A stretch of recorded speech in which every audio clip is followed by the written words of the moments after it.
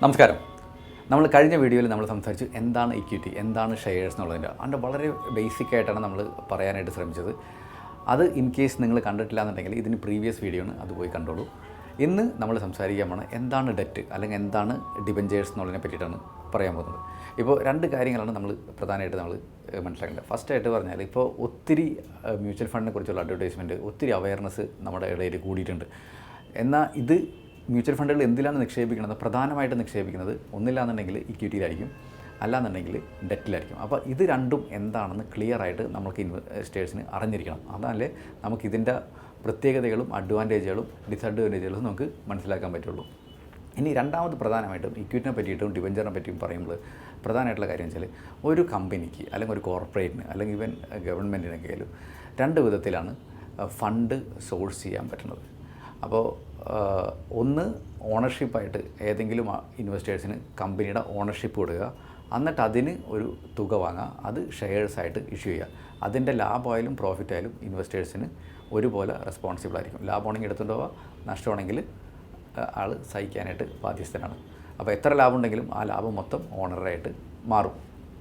ഇനി ഡെറ്റാണ് അല്ലെങ്കിൽ ഡിബഞ്ചേഴ്സ് ആണെങ്കിൽ കടപ്പത്രം, നമ്മൾ സാധാരണ മലയാളത്തിൽ പറഞ്ഞെങ്കിൽ കടപ്പത്രം, അതാണെങ്കിൽ നമ്മളൊരു ഒരു കോർപ്പറേറ്റ് ചെയ്യണം വെച്ചാൽ ഒരു ഇൻവെസ്റ്ററിൻ്റെ നിന്ന് കടമായിട്ട് വാങ്ങുകയാണ്. അപ്പോൾ കടമായിട്ട് വാങ്ങുമ്പോൾ അതിനൊരു ഇൻട്രസ്റ്റ് ഉണ്ടാകും. ഇപ്പോൾ അവർ പറയും ഞാൻ കമ്പനി ചിലപ്പോൾ 9% കൂപ്പണിൽ അല്ലെങ്കിൽ 10% കൂപ്പണിൽ നമ്മൾ ആ ഡിബഞ്ചർ ഇഷ്യൂ ചെയ്യും. അപ്പോൾ ഈ 10% അല്ലെങ്കിൽ 10% തന്നെ ഇരിക്കട്ടെ, 10% കൂപ്പണിലാണ് ബോണ്ട് അല്ലാന്നുണ്ടെങ്കിൽ ഡിബഞ്ചർ ഡെറ്റ് ഇറക്കുന്നുണ്ടെങ്കിൽ എല്ലാ കൊല്ലവും ആ പറഞ്ഞ 10% കമ്പനി ഇൻവെസ്റ്റേഴ്സിന് കൊടുക്കാൻ ബാധ്യസ്ഥനാണ്. അപ്പോൾ റെഗുലർ ഒരു ഫ്ലോ ഉണ്ടാവും. കമ്പനി ലാഭത്തിലാണോ നഷ്ടത്തിലാണോ എങ്കിലും ഈ പറഞ്ഞ റിട്ടേൺ കമ്പനി ഇൻവെസ്റ്റേഴ്സിന് കൊടുക്കാനായിട്ട് ബാധ്യസ്ഥനാണ്. അപ്പോൾ ഇക്വിറ്റിയും ഡിബഞ്ചറും തമ്മിലുള്ള പ്രധാന വ്യത്യാസം എന്ന് വെച്ചാൽ ഇക്വിറ്റിയിൽ കമ്പനിയുടെ ഓണർഷിപ്പാണ് കൊടുക്കുന്നത്, എന്നാൽ ഡിബഞ്ചറിൽ അല്ലെങ്കിൽ ഡെറ്റിൽ കമ്പനി കടപ്പത്രമാണ് ഇഷ്യൂ ചെയ്യുന്നത്. അപ്പോൾ കടം വാങ്ങിക്കഴിഞ്ഞാൽ അതിൻ്റെ ഇൻട്രസ്റ്റും മുതലും കൊടുക്കാനായിട്ട് കമ്പനി ഉത്തരവാദിയാണ്. അപ്പോൾ ഇതിൽ നമ്മൾ ഡിബഞ്ചറിൻ്റെ ക്വാളിറ്റി എങ്ങനെ മനസ്സിലാക്കാന്ന് വെച്ചാൽ ഓരോ ഡിബഞ്ചറിനും ഏതെങ്കിലും ഒരു റേറ്റിംഗ് ഏജൻസി അതിന് എത്ര റേറ്റിംഗ് ആണെന്ന് കൊടുക്കുന്നുണ്ടാവും. അപ്പോൾ ആ റേറ്റിംഗ് കൊടുക്കണമെന്ന് വെച്ചാൽ ഈ കമ്പനിയുടെ റീപേയിങ് കപ്പാസിറ്റിയും ഈ കമ്പനിയുടെ ഗുഡ് വില്ലും ഇതെല്ലാവരും കൂടിയും കണക്കാക്കിയിട്ടാണ് ഒരു റേറ്റിംഗ് കൊടുക്കുന്നത്. അത് മനസ്സിലാക്കിയിട്ട് നമുക്ക് ഈ കടപ്പത്രങ്ങളിൽ ഇൻവെസ്റ്റ് ചെയ്യാനായിട്ട് പറ്റും. അപ്പോൾ ആസ് എൻ ഇൻവെസ്റ്റർ നമ്മൾ വളരെ ഇമ്പോർട്ടൻ്റ് ആയിട്ട് മനസ്സിലാക്കണം എന്താണ് ഇക്വിറ്റി, എന്താണ് ഡിബഞ്ചർ എന്ന് പറഞ്ഞാൽ. ഇക്വിറ്റിയിലത്തെ ലാഭത്തിൻ്റെ സാധ്യത എന്ന് പറഞ്ഞാൽ അൺലിമിറ്റഡ് ആണ്. എന്നാൽ നഷ്ടത്തിൻ്റെ സാധ്യത എന്ന് വെച്ചാൽ ചിലപ്പോൾ കമ്പനി എങ്ങാനും നഷ്ടത്തിലോ അല്ലെന്നുണ്ടെങ്കിൽ കമ്പനി സ്റ്റോപ്പ് ചെയ്യണമെന്നുണ്ടെങ്കിൽ അത് മൊത്തം നമ്മുടെ ഇത് പോകും. ഇപ്പോൾ ഡിബഞ്ചറിൽ വരുന്ന ടൈമിൽ നമുക്ക് റെഗുലർ റിട്ടേൺ നമുക്ക് അതിൽ നിന്ന് കിട്ടും, പക്ഷേ അത് ലിമിറ്റഡാണ്. എത്രയാണോ കൂപ്പൺ റേറ്റ് പറഞ്ഞ് അത്രേ നമുക്ക് കിട്ടാനായിട്ട് അർഹതയുള്ളൂ. ഇൻ കേസ് റിസ്ക് വരണം വെച്ചാൽ എങ്ങാനും ഈ കമ്പനി നമ്മുടെ ഡിബഞ്ചർ ഡീഫോൾട്ട് ചെയ്യണമെങ്കിൽ നമുക്ക് നഷ്ടം വരുന്നത്. അപ്പോൾ റെഗുലർ ഇൻകം ആഗ്രഹിക്കുന്ന ആൾക്കാർക്ക് എപ്പോഴും ഡിബഞ്ചറിൽ ഇൻവെസ്റ്റ് ചെയ്യാനാണ് നല്ലത്. പ്രത്യേകിച്ചും നല്ല റേറ്റിംഗ് ഉള്ള നല്ല ഹൈലി ട്രസ്റ്റബിൾ കമ്പനികളിൽ ഡിബഞ്ചർ ചെയ്യുന്നതാണ്.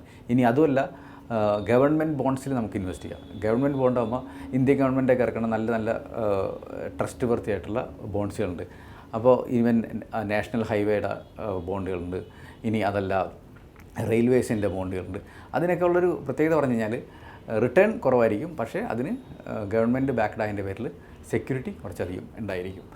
ഇതാണ് ഡിബഞ്ചറിനെ പറ്റിയിട്ട് പറയുകയാണെന്നുണ്ടെങ്കിൽ.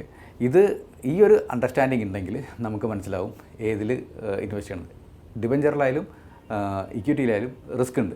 ഇക്വിറ്റിയിലത്തെ റിസ്ക് എന്ന് വെച്ചാൽ കമ്പനി നഷ്ടത്തിലായുള്ള റിസ്ക്കാണ്. പക്ഷേ ഡിബഞ്ചറിലെ നഷ്ടം എന്ന് പറഞ്ഞാൽ എങ്ങാനും കോർപ്പറേറ്റോ ആരോ ഗവൺമെൻറ്റോ ആരാണോ ഇഷ്യൂ ചെയ്യണത് അവർ ഈ പർട്ടിക്കുലർ പേപ്പർ ഡീഫോൾട്ട് ചെയ്താൽ നമുക്ക് നഷ്ടമാണ്.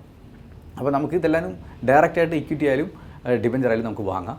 ഇനി അതല്ല നമുക്ക് ഏതാണ് സെലക്ട് ചെയ്യാനായിട്ട് അറിയില്ല എന്നുണ്ടെങ്കിൽ നമുക്ക് ഏതെങ്കിലും പേര് കേട്ട മ്യൂച്വൽ ഫണ്ട് അല്ലെങ്കിൽ ഏത് നല്ല ഫണ്ട് മാനേജർ ഇഷ്യൂ ചെയ്യുന്ന മ്യൂച്വൽ ഫണ്ട് വാങ്ങാം. അതിലൊരു ബാസ്ക്കറ്റായിട്ടായിരിക്കും വാങ്ങുന്നത്. അപ്പോൾ ഒരെണ്ണം ഡീഫാൾട്ട് ചെയ്യുക അല്ലെങ്കിൽ ഒരെണ്ണത്തിന് നഷ്ടം ഉണ്ടാവും എന്നുള്ള റിസ്ക് നമുക്ക് എടുക്കേണ്ട. ഇതിൻ്റെ ഒരു പോർട്ട്ഫോളിയോ ആയിട്ട് ചെയ്യുന്നതിൻ്റെ പേരിൽ ഒരു ആവറേജ് റിട്ടേൺ നമുക്ക് ഇതിൽ നിന്ന് പ്രതീക്ഷിക്കാൻ പറ്റും. ഇതാണ് നമുക്ക് ഇൻവെസ്റ്റേഴ്സിന് ഇക്വിറ്റിയിലും ഡിബഞ്ചറിലും എങ്ങനെ പാർട്ടിസിപ്പേറ്റ് ചെയ്യാമെന്ന് പറഞ്ഞത്.